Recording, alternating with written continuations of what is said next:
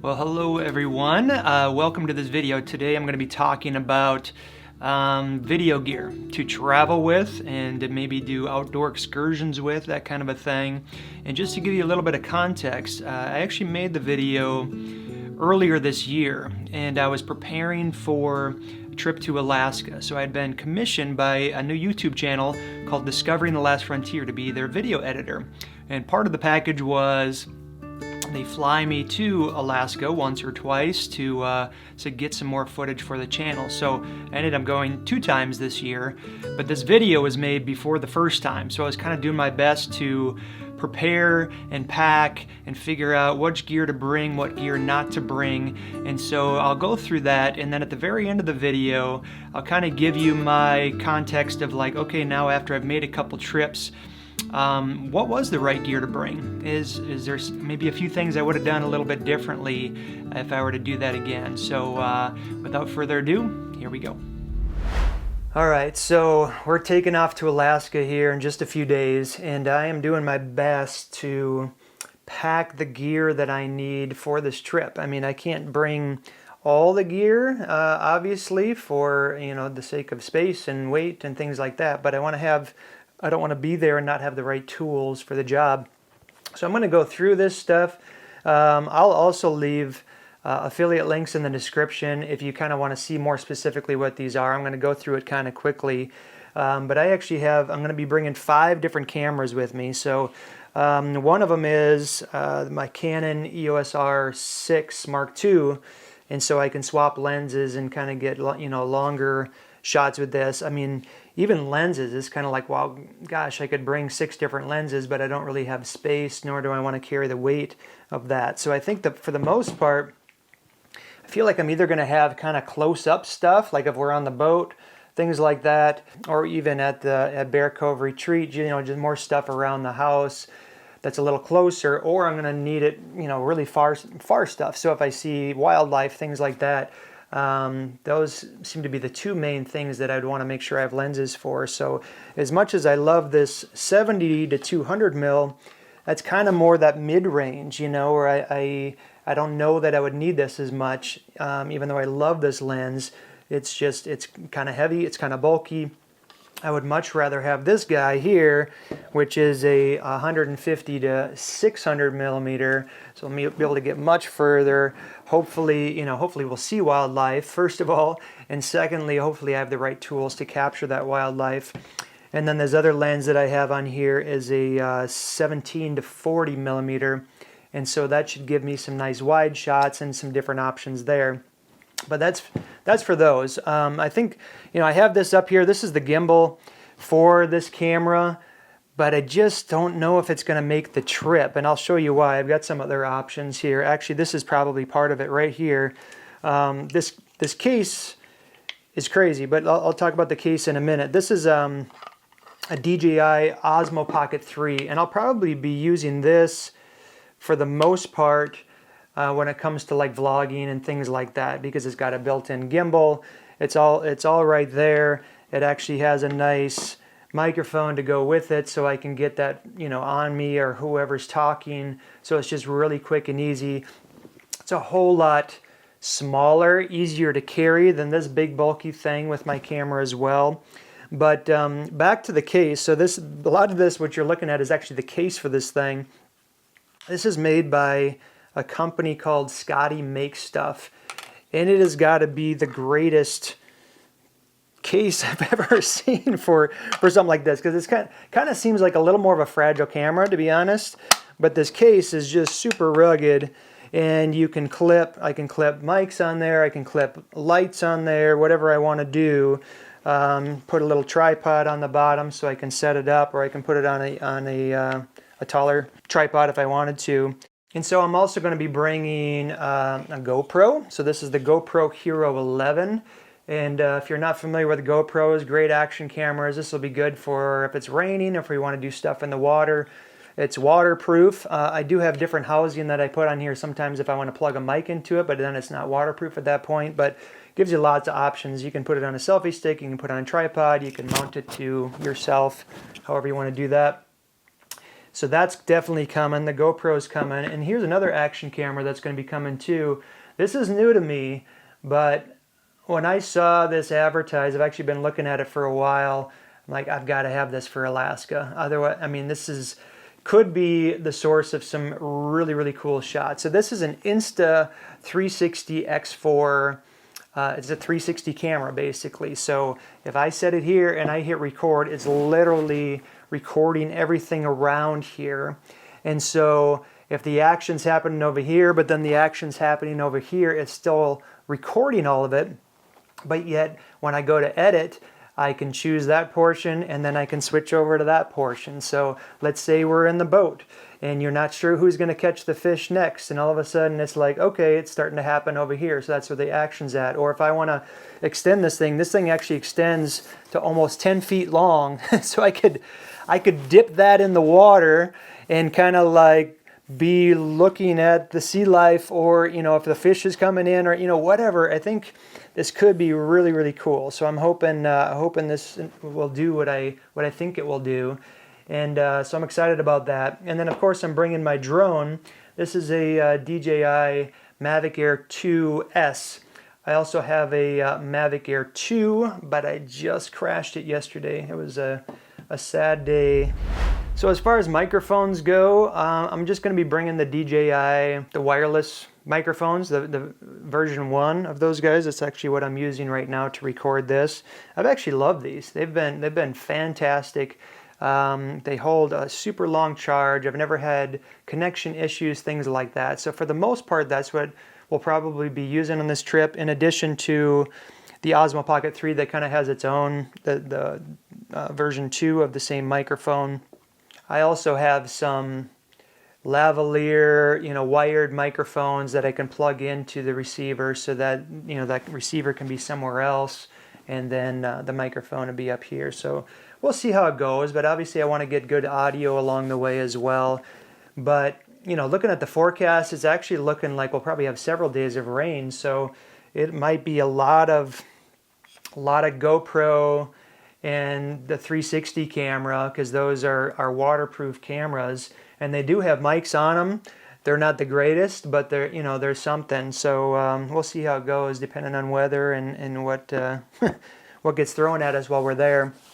I'm also going to bring this Rode shotgun microphone that I can plug in either to the top of this camera, or I'll probably have a microphone stand with. There might be some kind of more talking head videos that we do, or if we want the mic kind of off to the side, picking up whoever's talking. Just gives some options. Pretty lightweight. Hopefully I can find a place to pack that. As far as travel cases go, I'm actually going to just be bringing a backpack, and then I have another kind of a large suitcase thing I'll show you here in a minute. But this guy, I have a different backpack that I've been using for a while that I love for my day-to-day photo video business, but I kind of wanted something that was a little more, I wouldn't mind if it gets dirty, gets wet, things like that. So this is something I found on Amazon from Terrion, and it's actually got a ton of storage, a lot of compartments. Hopefully I can fit everything I need in there. It also has kind of a rain cover that I can put over it, things like that. So that's that. I also picked up this Earth Pack dry bag, so I can fit that entire backpack inside of here. Obviously it would be helpful like if it's raining itself, but we also are going to have a lot of travel from boat to dinghy to shore, just kind of like different times where you could potentially drop stuff in the water. And obviously this stuff would get wrecked real quick if I dropped it in the water. So that'll be nice to have at least all that kind of gear in the dry bag every time we're transferring things, or if rains are heavy, things like that. So I'll definitely be wearing the backpack on the plane, that'd be my carry-on item, and then I'll probably have a personal item of, my laptop and some other things there. But this would be my checked bag right here. So this is an interesting one. This is actually a compound bow case. This showed up on some forum, I can't remember. Somebody that was using this for their for their travel video gear and stuff, and they loved it. And I looked into it, and I'm like, this is a great solution to just have something a little bit longer, especially if you've got tripods and mic stands and maybe a few stands, you know, things like that that need that length. So this is called the Legend Everest 40, and you can find it on Amazon. Again, I'll have the affiliate link down in the description, but it actually has worked so well for me. I've owned it for a couple of years now, and it's just such a great solution for the kind of gear that I need to get from one place to the next to keep it lightweight but still organized. You know, it opens up here, and it's got a zipper pouch here, a couple here, some spaces right in here that work great for some, you know, stands or whatever, and then a big open compartment in this area here. So, so I'm going to plan on using this for the longer stuff, the stuff that I don't necessarily need on my back. I mean, the things I do need to carry on my back are basically all the cameras, lenses, any batteries. You can't really pack batteries and stuff that you're checking. But I'll put my clothes in here and anything that I don't necessarily need to carry with me on the airplane.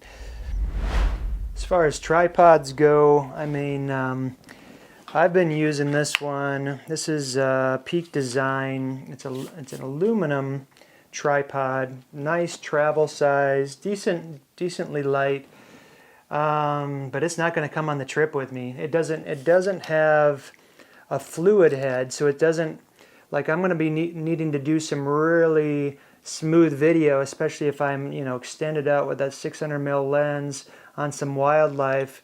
This doesn't have that nice fluid head for video work. I actually love it for real estate photography, just about everything else I do, where it can be more stationary because it's so small and compact, but that one's going to stay home. So this guy is coming with me. This is a Kayer CF2451 carbon fiber tripod. Honestly, this is pretty new to me, and I love this tripod. And it has, you know, it has a nice fluid head so I can get smooth video. It also, you can remove one of these legs to make it just a monopod. Like if you can't have it all spread out, but you just want the monopod. And then, yeah, it'll just travel well, and it should hold a nice heavier lens that I showed you as well. So that one's definitely coming. And this one's definitely coming as well. Super lightweight. I don't remember the brand on this, but again, I'll put it in the description below. But check this out. So it looks like just a kind of a monopod stick, but it opens up as a tripod. And then it just can extend, you know, at least to like eye level. I think it's a little higher than that even. So that'll come in super handy. I'll be bringing that one for sure. This guy, I'm on the fence with the Joby. I love it. I'm not sure if I'll have a need for it or not. You know, it's like, it's nice to have the stuff, but sometimes you just don't have the room to bring everything you want. But this obviously can be bent any way you want. You can wrap it around things to get kind of funky angles, things like that. So we'll see what I can fit in the bag, and then maybe it'll make it, maybe it won't make it. And so when I'm in the field, I'm not a big fan of camera straps, you know, that just kind of go around your neck. I found this alternative. So this is from Cotton Carrier, and so they make a few varieties of these. I actually have the one with just the single strap too, but I like the double strap. It just kind of evens the weight, especially if you've got a big lens on. But and then there's these brackets that are on the bottom of the camera. So from the side, it just kind of clips in there, and then it holds it forward, so you can be hands-free. And there's also kind of like a little safety thing here too, which is great. So even if I'm ready to shoot, I don't even need to detach this at all. I can just keep that attached and go ahead and get the shot. And when I'm done, throw it on there. This little thing here, if it's raining, we can throw a little rain cover on it quick, like so, kind of protect the gear. Honestly, I would highly, highly recommend these for anybody looking for something like this. So for the most part, that covers a lot of the gear I plan to bring for this trip. Of course, I'm going to have lots of SD cards and a couple external hard drives. I will bring my laptop so I have, you know, the means of transferring files and backing up files and things like that. I mean, obviously the last thing you'd want to do is film stuff and then lose the footage. So so it's an interesting thing to kind of think through the process, just because I've never been to Alaska, but never really done anything quite like this before. So it's you try to imagine as much as you can, and then hopefully you have the right tools for the job when you get there, and then you know the equipment well enough in the moment that you don't miss the shot either. So so it'll be fun to see what comes out of all of this. All right, so figured out we have a problem. So we're taking off tomorrow morning, and I have packed up this giant Everest Legend case that I mentioned before. It's like made for archery, but I've been using it as a videographer bag for a couple of years, but I've never actually flown with it before. And so as I'm filling it up, I kind of looked up the specs of what you can fly with, and unfortunately this thing is way too big and heavy. I mean, I could still make it work, but I probably have to pay hundreds of dollars more for it to happen. So good thing I recognized it now, I suppose, instead of at the airport. But I did make an emergency trip to Walmart this morning to get a couple other cases that I can probably divide what I have here and make it work. You know, I'll have to pay for one more bag being checked, but that's like, I don't know, maybe 30 bucks or maybe 50 bucks. It's much cheaper than, you know, the $200 per when you have oversized luggage. So so we're going to divvy this up. Right now this is 55 pounds, and we need to keep every bag under 50 pounds. And there's just no way to do it because I still have more things to put. I still have more things to pack. So I'm sure we'll probably be closer to 60 pounds with one bag. So if I can divide that between two bags, should be good. So now I'm on this side of the 2 trips to Alaska, and I've learned a lot, honestly, as far as what kind of gear to bring, and maybe some things I learned along the way that I kind of had to shift based on weather or just scenarios happening quickly that you just don't always expect, because that's just kind of part of the deal when you go out on these excursions, especially in places like remote Alaska, right? And so I would say the action cams came in super handy. Just about everything we did on the boat was captured either by GoPro or the 360 cam. I probably used the 360 camera even a bit more, just because it gives you so much versatility when you go to edit everything afterwards.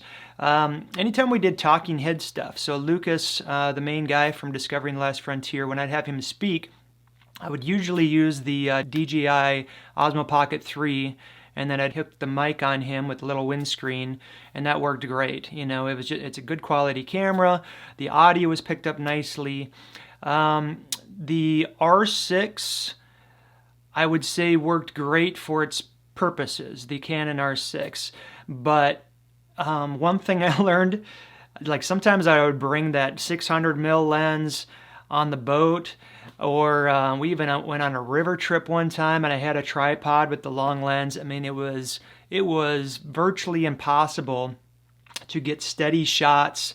Like if I'd see wildlife on the shore, there was a time when I saw, you know, an eagle in a huge nest and stuff like that, and I got a few photos out of it, but just the concept of trying to hold video steady, especially when you're using a long lens like that, tricky, pretty tricky. I don't know what else I could have had unless I had some sort of a gimbal set up, but gimbals are tough if you got a long lens anyways. You'd have to have something really beefier than what I own.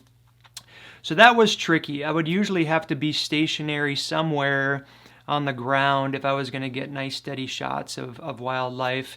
I was able to get a little bit, but again, it's just like you can only get so much stabilization in post and things like that to make it work. But most of the time I was maybe using a wider angled lens, because it doesn't pick up the shake quite as much if you're on the boat. So that was something I kind of learned along the way. I would say the dry bag saved my equipment at least 2 or 3 times in some pretty rough scenarios, especially on the second trip where we got caught in a storm at the top of a mountain for a few days, and my gear was all outside in the dry bag, and thankfully it did its job and kept everything dry, and I was super grateful for that.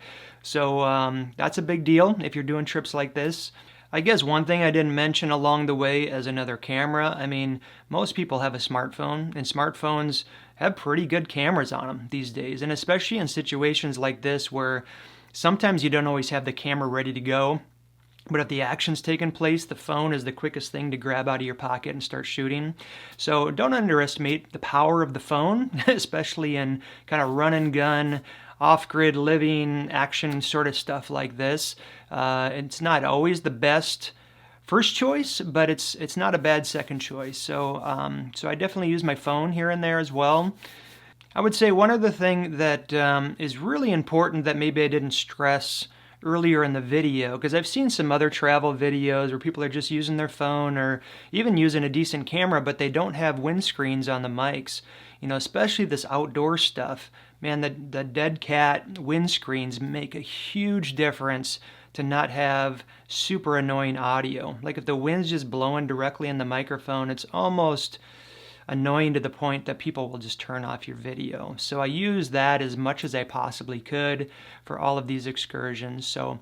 But yeah, overall, super fun trips, challenging at times, but certainly worth the experience. And if you're into off-grid living videos, kind of want to see that lifestyle a little bit, I mean, check out Discovering the Last Frontier. I'll put the links to those videos, at least the ones that I was out there to shoot.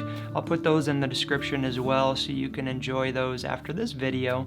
So thanks for watching. Hopefully this is helpful. See you next time.